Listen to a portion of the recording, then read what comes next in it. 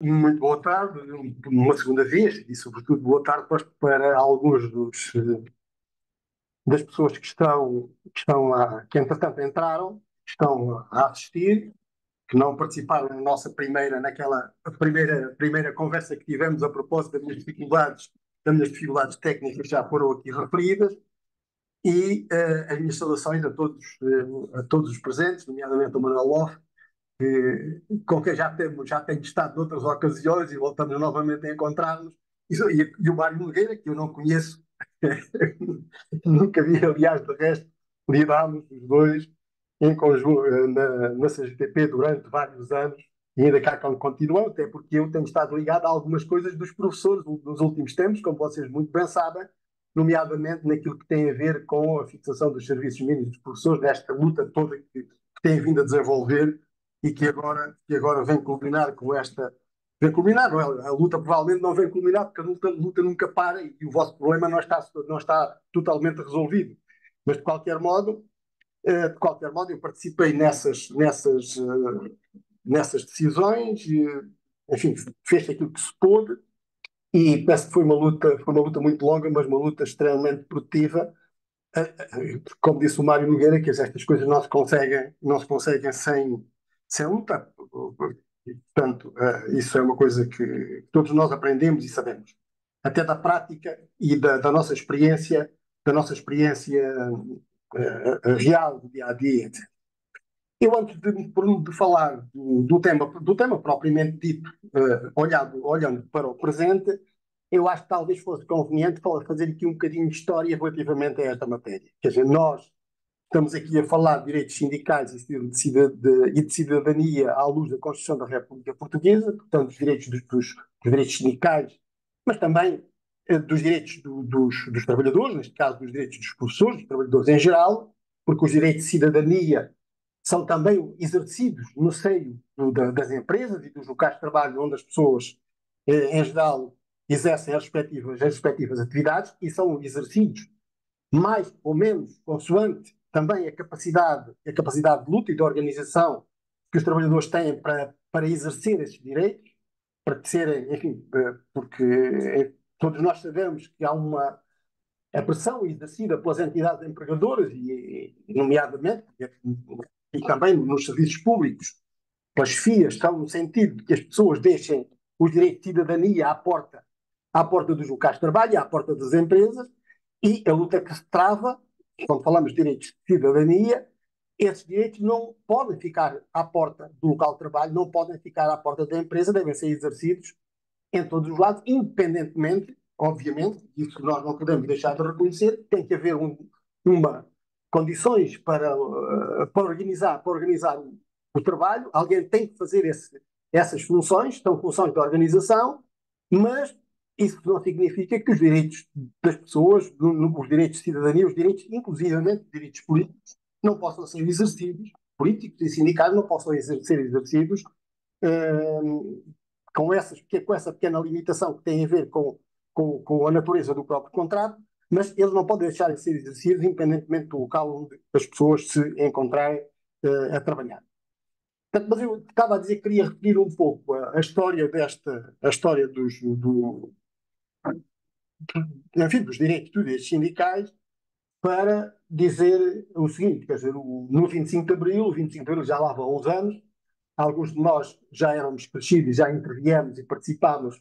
nas lutas iniciais, imediatamente a seguir ao 25 de Abril, outros que estarão a participar não, e provavelmente a maioria talvez não tenha participado nesse período, mas nós, na altura, portanto, no 25 de Abril, vínhamos de um sistema em que os direitos sindicais existiam apenas em algumas situações e na base de um esforço e de uma luta muito dura que alguns sindicatos iam travando no sentido de obter, de conseguir a afirmação dos direitos sindicais. Os sindicatos eram, do ponto de vista formal, sindicatos do regime,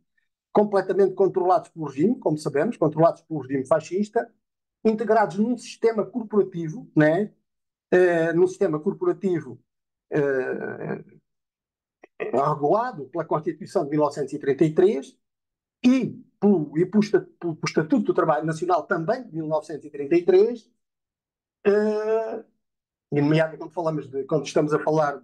dos direitos laborais, o Estatuto de Trabalho Nacional tinha aqui um papel, digamos, do ponto de vista estrutural, um papel importante na concepção dessa organização, da organização do sistema, do sistema, do sistema que regulava os sindicatos nacionais e o seu funcionamento, e, portanto, o Estatuto do Trabalho Nacional eh, que, eh, enfim, que tinha como orientação, como desígnio, digamos assim, eh, obter a mútua, aquilo que chamavam a mútua colaboração, né? A mútua colaboração, havendo mesmo um princípio que norteava o próprio Estatuto do Trabalho Nacional, que era exatamente o princípio da mútua colaboração. E eu estou a referir este aspecto, pois mais à frente iremos ver que ainda hoje há um certo regresso desta ideia, quando começam a surgir aqui os conceitos de colaborador em substituição do conceito de trabalhador. Não é por acaso que o conceito de colaborador aparece também numa fase de regressão do direito de trabalho, de regressão ou tentativa de fazer regredir os direitos sindicais, mas o Estatuto do Trabalho Nacional, tanto baseava toda a sua estrutura estava pensada em torno deste princípio da mútua colaboração, tinha como finalidade, enfim, opor-se à existência opor-se à luta de classes, no fundo era isso que procurava com este princípio, e de algum modo mostrar que o regime, que o sistema deveria funcionar ou deveria funcionar na base da colaboração entre as entidades patronais, as entidades, os trabalhadores e o próprio regime, né? E o próprio regime. Uh, portanto, quer dizer, os sindicatos, neste sentido, os sindicatos tinham a obrigação, estavam obrigados e o Estatuto e a legislação que foi desenvolvida depois, com vista à aplicação do Estatuto de Trabalho Nacional, fixava, fixava sanções para a violação destes princípios, que obviamente só eram aplicados aos trabalhadores. Por outro lado, o princípio da mútua colaboração, não havia colaboração da parte das entidades empregadoras, nem com os trabalhadores, nem com o Estado. De resto, o sistema, relativamente às entidades patronais, as associações patronais, etc., na altura não existiam associações patronais, existiam os grêmios, mas os próprios grêmios praticamente não funcionavam, muitos deles nunca chegaram sequer a reunir. Portanto, o que significava que eles não tinham necessidade de se sentir organizados para fazer essa, digamos, para estabelecer essa relação entre os sindicatos e as entidades patronais e o regime, porque o regime encarregava-se digamos, de controlar as organizações, aquelas organizações sindicais, que eram os sindicatos nacionais, que estavam sujeitos depois a regras muitíssimo rígidas e, portanto, eram bastante controlados, eram totalmente controlados por parte do regime. Desde, desde a homologação dos sindicatos, dos respectivos estatutos, até digamos, a autorização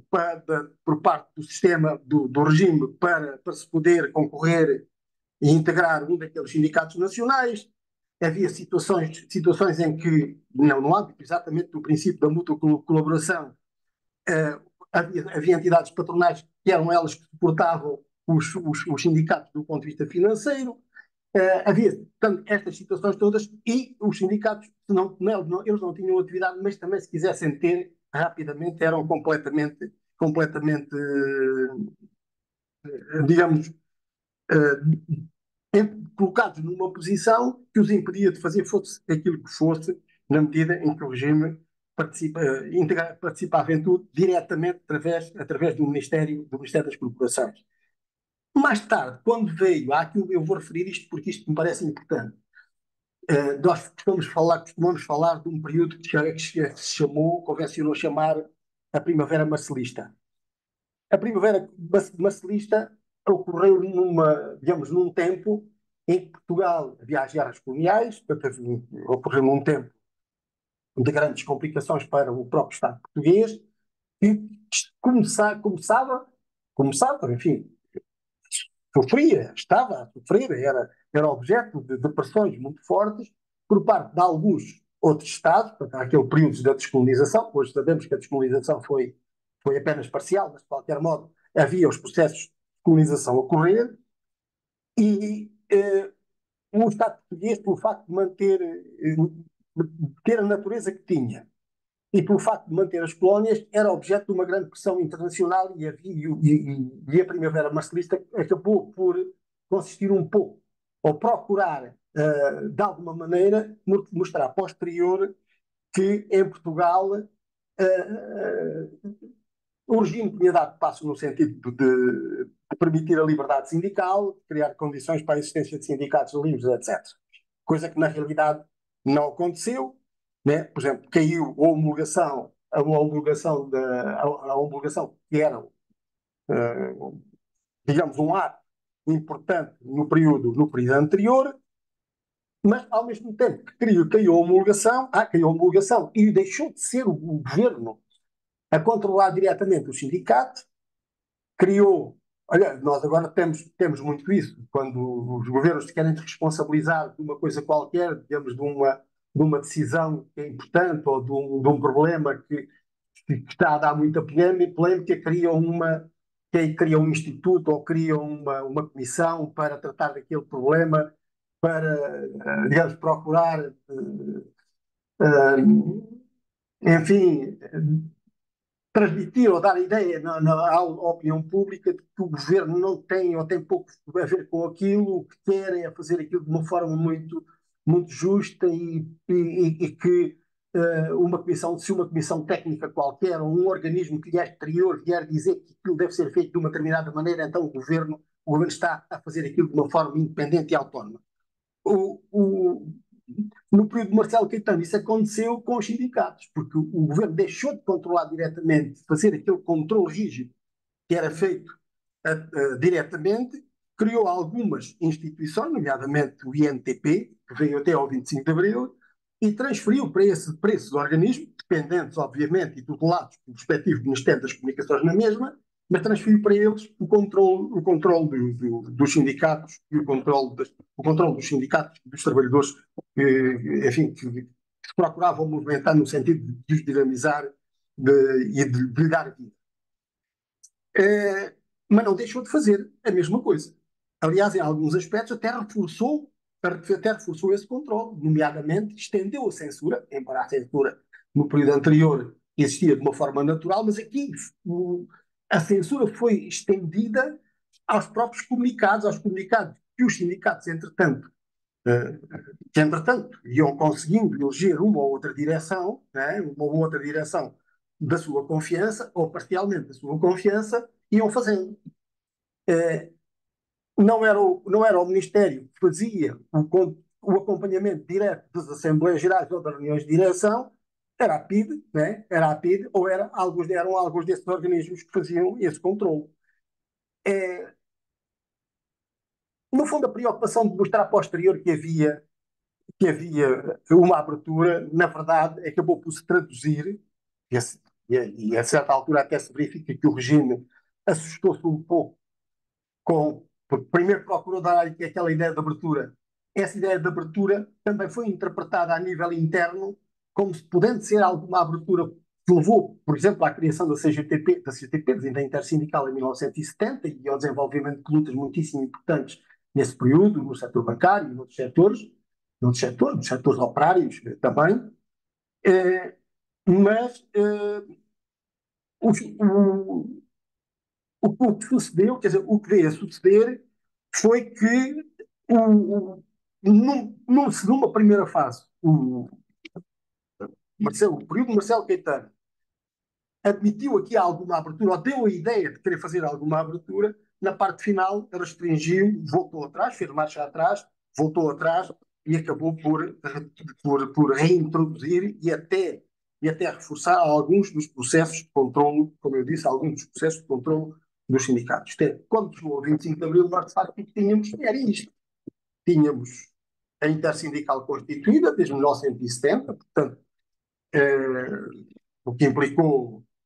algumas perseguições sindicalistas, mas a verdade a Intersindical foi criada, a contratação coletiva começava a surgir em face da movimentação que se ia fazendo e das lutas que os trabalhadores iam organizando e realizando, e portanto nós chegámos ao 25 de Abril com uma situação de um controle muito férreo por parte do sistema, mas chegámos também ao 25 de Abril com alguma dificuldade do sistema em controlar os sindicatos que iam surgindo, que na verdade iam conseguindo aqui ou ali, alguns deles elegendo as respectivas direções sindicais. Na altura já havia cerca de 30 sindicatos que tinham conseguido eleger direções sindicais, enfim, que eram trabalhadores da confiança dos demais trabalhadores, embora com algum controle do regime, mas foram encontradas formas de fazer isso, mas, como eu disse, chegámos ao 25 de Abril numa situação ainda de um controle muito grande. Portanto, digamos que o 25 de Abril, quando surgiu para os sindicatos, quando surgiu, os sindicatos encontravam-se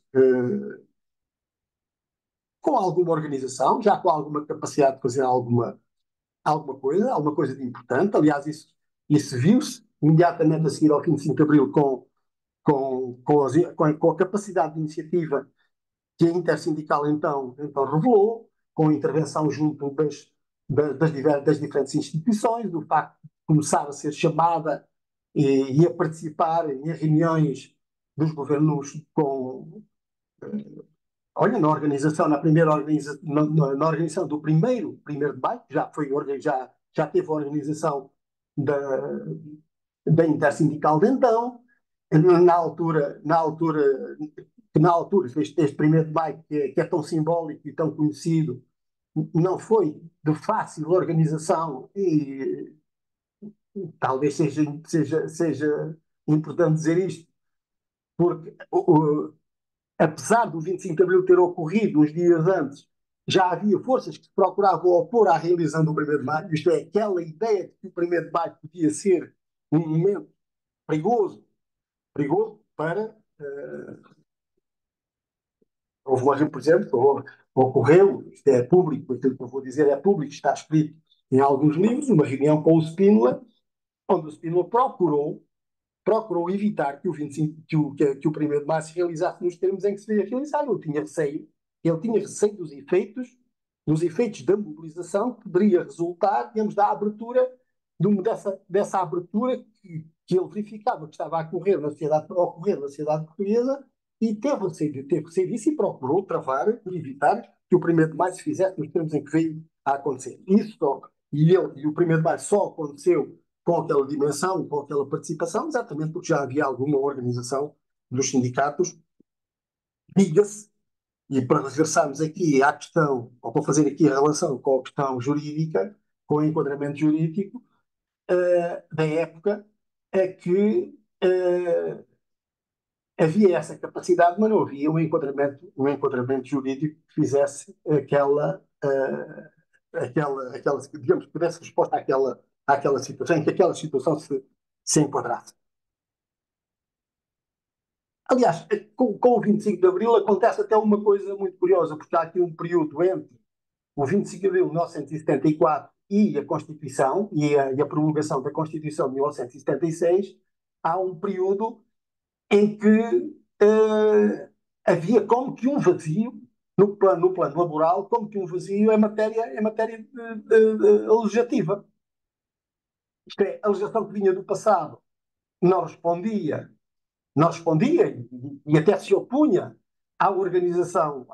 sindical, não respondia no plano dos direitos dos trabalhadores, mas também não existia outra, quer dizer, a anterior não respondia, mas também não havia outra. E punha-se aqui uma dificuldade, a questão de saber como é que este problema era resolvido. Ele foi resolvido por via revolucionária. Não houve outra maneira de o fazer. E, portanto, digamos que o que sucedeu foi que a legitimidade sobrepôs aqui à legalidade de muitas situações e houve capacidade, e ao contrário do discurso que nós frequentemente aí ouvimos relativamente ao PREC e a esse período, houve uma contenção muito grande, porque havia algum amadurecimento, um amadurecimento já bastante razoável da parte da organização sindical, que dando os passos que deveria dar, no sentido de conquistar direitos para os trabalhadores, e no período, neste período que eu estou a referir, entre abril, 25 de abril de 1974 e a data da entrada em vigor da Constituição, a promulgação da Constituição de 1976, 2 de junho, houve a capacidade de conquistar direitos, né? E houve a capacidade também de fazer aquele enquadramento de uma forma dir-se-ia, revolucionária, eh, e na base da legitimidade daquilo que se estava a fazer, mas muito contida do ponto de vista, digamos, da instabilidade da instabilidade social, sindical, política. Fora, esquecem daqui as instabilidades políticas que resultaram de outros problemas que têm a ver com o problema das liberdades em geral e com a tentativa de reação das forças que o governavam, que eram beneficiários do sistema no período anterior e que, obviamente, não deixaram elas próprias de procurar conquistar aquilo que vinha atrás. Portanto, mas neste período foram conquistadas coisas muito importantes. Deram lugar à legislação, alguma legislação dispersa, né? Alguma legislação dispersa, alguma manteve-se outra vez a ser corrigida, um pouco corrigida, alterada um pouco mais à frente, mas também foi sendo produzida alguma legislação, não muita, mas foi sendo produzida alguma legislação, mas sobretudo no plano sindical, para regressar aqui ao plano sindical, no plano sindical deram-se passos extremamente importantes na constituição dos sindicatos. Os sindicatos da administração pública, como nós sabemos, os trabalhadores da administração pública não tinham direito à sindicalização e, portanto, passaram a ter, começaram a criar os seus sindicatos, começaram a organizar-se, ainda na ausência de legislação. Aliás, este problema continuou a colocar-se durante muito tempo depois, nomeadamente em relação ao problema da greve, do exercício do direito de greve, como nós sabemos, muito tempo depois da lei da greve, de existir uma lei da greve. Conheço a questão de saber qual é, então, mas não havia lei da greve para a administração pública. A administração pública podia fazer greve, não podia fazer greve, podia fazer greve. E então, não havendo lei da greve para a administração pública, o que é que se aplicava? Aplicou-se a legislação geral, adaptada, obviamente, mas aplicou-se a legislação geral da greve e os trabalhadores da administração pública passaram a fazer as suas greves e a defender e a procurar conquistar os seus direitos e a lutar pelos seus direitos, para a aplicação dos seus direitos na base da legislação que existia em Portugal sobre a greve, sem prejuízo, sem contudo existir uma lei, sem contudo a lei dizer que os trabalhadores da administração pública tinham direito de greve. No fundo, era isto que estava em causa. Mas a verdade é que isso foram conquistas muito importantes que ficaram, que ainda hoje aí estão, exatamente porque houve a capacidade de obter esses direitos e houve também a capacidade de os manter e de os ir enquadrando, ao longo dos tempos. E, portanto, hoje estamos aqui 50 anos depois do 25 de Abril, com esses direitos consolidados e sem sequer serem questionados, embora, embora nós hoje, e não apenas hoje, venhamos a assistir a um outro período, que é um período. Nós tivemos um período, eu estava a referir aqui ao período entre abril de 74 e junho de 76, em que havia como um vazio e houve necessidade de recorrer a outros instrumentos, mas depois há um período em que os direitos que foram conquistados se mantiveram, de alguma maneira, e depois vieram períodos em que os direitos sindicais começaram a ser atacados fortemente, como foi o caso, no caso concreto português, no caso especialmente com o Código de Trabalho e com tudo aquilo que está associado ao Código de Trabalho, para o setor privado e também para a administração pública, nesse período que se ataca fortemente a administração pública naquilo que tem a ver com os seus vínculos contratuais, né, com os seus vínculos contratuais, e é o período em que prepara a extensão de tudo aquilo que foi feito em matéria de legislação laboral no setor privado, se prepara a extensão disso para os trabalhadores do setor administrativo, não é? Do Estado. O regime do contrato de trabalho em funções públicas, o primeiro regime, agora estamos no segundo, enfim, não tem assim umas diferenças tão grandes como tudo isso, mas esses regimes, o primeiro era quase uma tradução, com uma outra adaptação, mas era uma tradução e significava uma tentativa de, de fragilizar os vínculos contratuais da administração pública, aplicando o Código do Trabalho adaptado à administração pública. E ainda hoje é assim, foi assim nesta área, não foi assim noutras áreas, em que haveria eventualmente interesse, como estou a lembrar, do regime sobre os acidentes de trabalho, dos acidentes em serviço, que ainda continuam a se chamar-se acidentes em serviço da administração pública, e aí havia interesse de dar passos no sentido de fazer essa aproximação, seria vantajoso para os trabalhadores, seria, digamos, uma maneira de fazer a adaptação a algumas áreas, como seja dos tribunais, por exemplo, os trabalhadores da administração pública continuam a não contar com verdadeiros tribunais para tratar das suas questões. Porque, como sabemos, os direitos, os tribunais administrativos não são tribunais iguais aos outros, são tribunais que foram constituídos, foram criados e são mantidos para defender o Estado. E para defender o Estado contra o cidadão. E, neste caso, quem é apanhado naquilo que tem a ver com as relações laborais, como cidadão, a levar com o Estado em cima, são mesmo os trabalhadores da administração pública. E, portanto, há aqui aspectos que não se conseguiu ainda fazer essa evolução e, portanto, aí a aproximação era importante que fosse feita. Mas, na verdade, não foi nesse sentido que se caminhou. O que se caminhou foi no sentido de procurar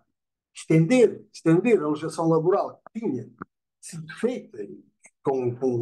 um sentido extremamente negativo de fragilização do direito de trabalho, procurou estendeu-se de alguma maneira,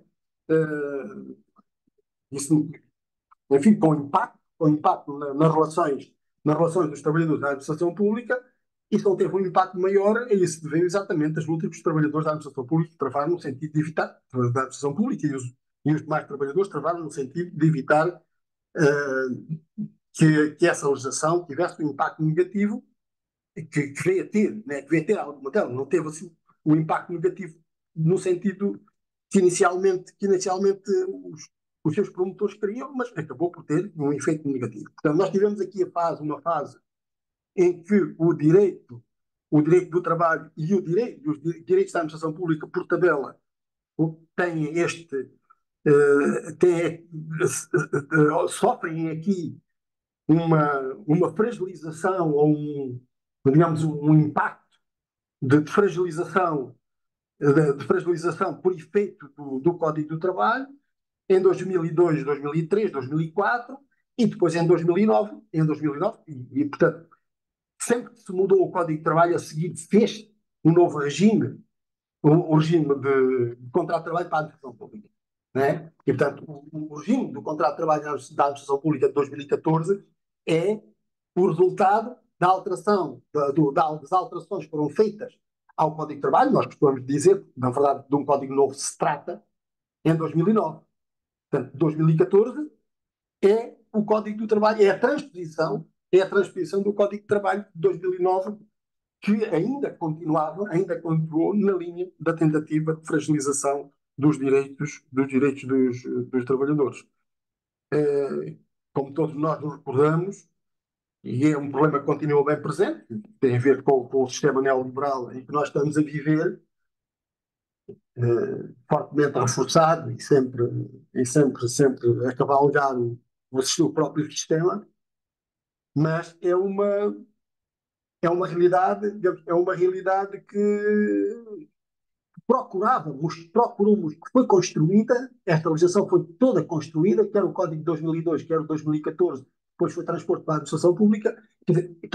toda aquela legislação é construída na base da ideia que o direito de trabalho era uma coisa muito rígida, era uma coisa que dificultava o desenvolvimento do país, não permitia competitividade, a expressão de competitividade, não permitia que a competitividade se desenvolvesse e, portanto, o direito do trabalho era e ainda hoje continua a ser apresentado, mas na altura o discurso era,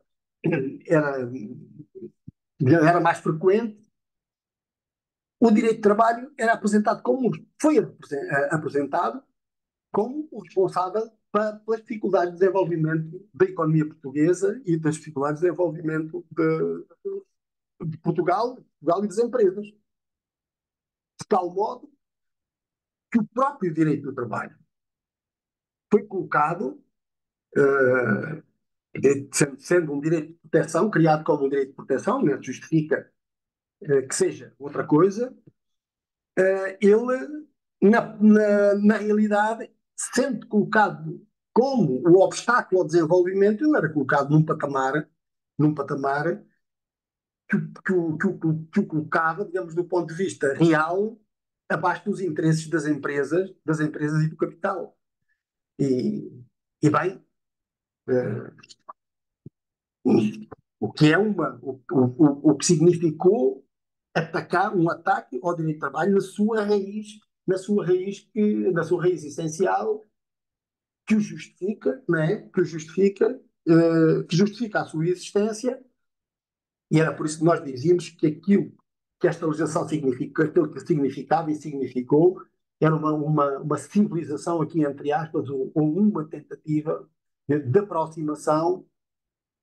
do contrato de trabalho ao contrato civil, ao contrato de compra e venda, de compra e venda. E houve de facto essa evolução. Bem, tudo isto, embora, e talvez é a altura de ir caminhando para o fim, dizer isto. Quer dizer, apesar, o direito, o direito do trabalho, a ver, do ponto de vista constitucional, os direitos dos trabalhadores, quer o direito sindical, quer alguns direitos individuais dos trabalhadores, são direitos, liberdades e garantias. Isto é, são direitos fundamentais do ponto de vista constitucional,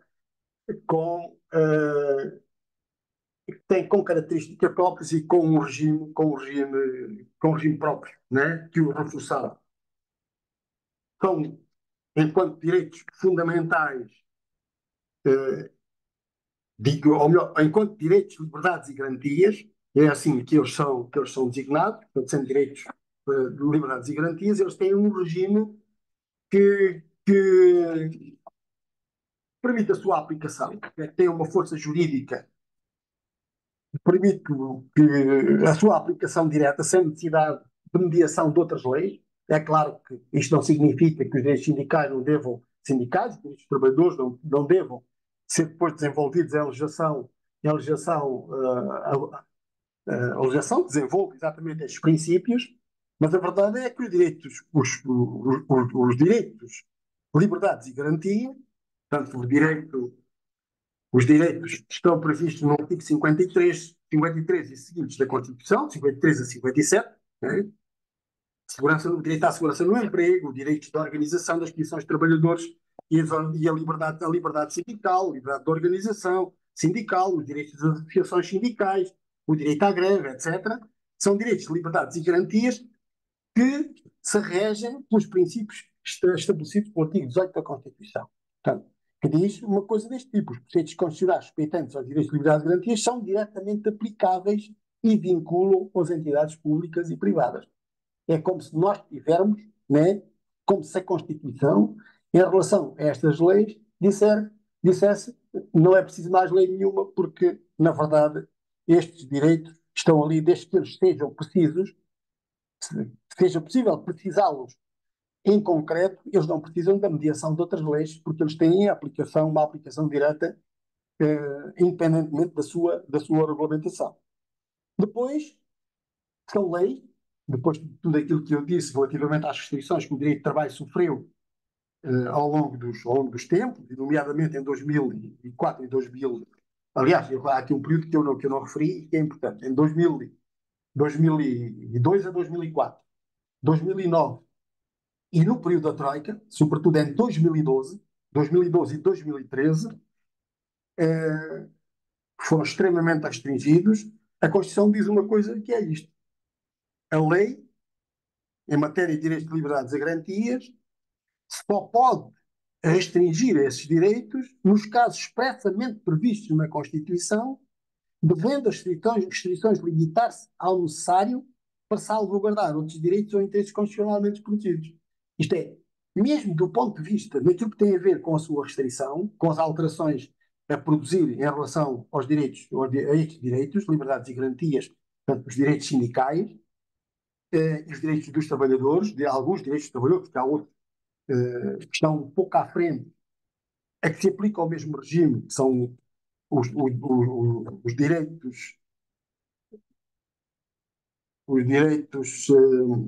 que aparecem nos direitos e deveres económicos, sociais e culturais, portanto, dos artigos 58 a 60 a 62,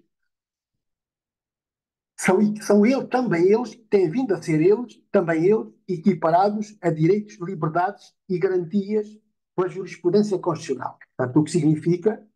quer os direitos sindicais, quer os direitos dos trabalhadores, direito ao trabalho, os direitos dos trabalhadores em geral, a retribuição, a organização do trabalho, ao repouso, férias, etc., a assistência material no emprego, a assistência e justa reparação das vítimas de acidente de trabalho, o estabelecimento do salário mínimo, etc., são também eles direitos, sendo direitos que se incluem no capítulo do direito, do título 3 dos direitos e deveres económicos e sociais, a jurisprudência constitucional tem vindo a considerar que estes direitos aplica-se também ao mesmo regime dos direitos, liberdades e garantias. Portanto, isto significa que os direitos dos trabalhadores, quer naquilo que tem a ver com os direitos coletivos, com os direitos sindicais, quer naquilo que tem a ver com os direitos individuais mais importantes, claro, não estão aqui incluídos de contratação coletiva, embora o direito de contratação coletiva seja um direito de liberdade e garantia, eh, também esses direitos são direitos a que se aplica o artigo 18 da Constituição e que, portanto, têm aplicação direta e imediata, não podem ser restringidos a não ser por uma lei apenas para salvaguardar os direitos e interesses constitucionalmente protegidos, e qualquer lei que os restrinja tem que ser uma lei restritiva de direitos, liberdades e garantias, revista caráter geral e abstrato, e não pode ter efeito retroativo nem diminuir a extensão e o alcance do conteúdo essencial dos preceitos constitucionais. Portanto, os direitos, liberdades e garantias, que não são, que, em geral, e os direitos, liberdades e garantias dos trabalhadores, naquele conjunto que eu acabei de referir, quer seja naquilo que tem a ver com os direitos, liberdades e garantias propriamente dito, no artigo 53, 53 a 50, 53 a 55, desculpem, 50, não, 53. Doutor Joaquim Dionísio, temos que nos ir aproximando do fim, por favor, peço E vou desculpa. acabar mesmo. 53 a 57, que são os direitos coletivos, e também os direitos individuais previstos no capítulo sobre os deveres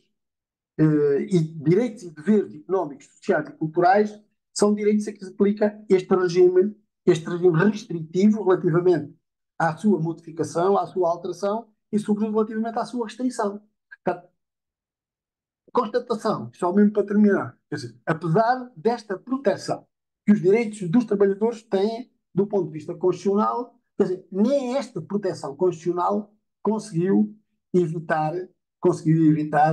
que os direitos dos trabalhadores tenham sido restringidos e algumas das matérias que são fundamentais, nomeadamente a segurança do emprego com a precarização ou os despedimentos, no caso em que foram extremamente fragilizados os respectivos regimes, nomeadamente reduzindo as